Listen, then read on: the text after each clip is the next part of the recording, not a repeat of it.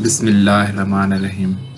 السلام علیکم دوستو، میں ہوں علی رضا اور آپ دیکھ رہے ہیں روح انسان۔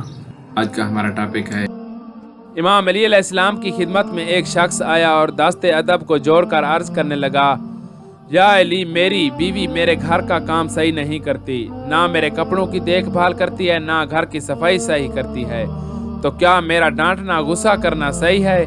بس یہ کہنا تھا تو امام علی علیہ السلام نے فرمایا، اے شخص، کس نے کہا تمہاری بیوی پہ تمہارے گھر کا کام واجب ہے؟ یاد رکھنا، اسلام نے عورت کی عزت کو جتنا بلند کیا ہے اتنا کسی مذہب نے نہیں کیا۔ میں نے اللہ کے رسول سے سنا کہ عورت کی سب سے بڑی ذمہ داری یہ ہے کہ وہ اولاد کی اچھی پرورش کرے، اپنی اولاد کا خیال رکھے، لیکن اگر اپنی اولاد کی پرورش کرنے کی اجرت اپنے شوہر سے مانگنا چاہے تو وہ بھی مانگ سکتی ہے، اور تم گھر کے کام کی بات کرتے ہو۔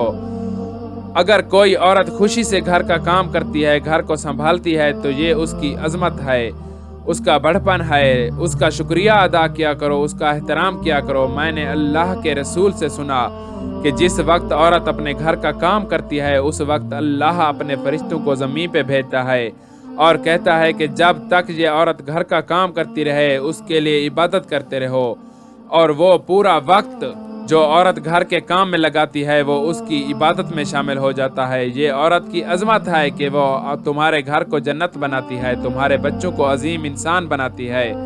لیکن اگر کوئی انسان عورت پہ ظلم کرے اور بار بار گھر کے کام کی وجہ سے اسے ٹوکتا رہے، اس پر ظلم کرتا رہے، تو روز محشر اللہ اس انسان کو گدھے کی شکل میں اٹھائے گا اور دوزخ کا ایک دروازہ ان لوگوں کے لیے کھولا جائے گا، اور یہ کہا جائے گا کہ یہ وہ انسان ہیں جنہوں نے اپنی ہی عورتوں پہ ظلم کیا، ان کو حقیر سمجھا، ان کو غلام بنایا۔ دوستو، آج کی ویڈیو بس یہیں تک تھی۔ امید ہے آپ کو پسند آئی ہوگی۔ اپنی رائے کا اظہار کمنٹ سیکشن میں ضرور کیجیے گا۔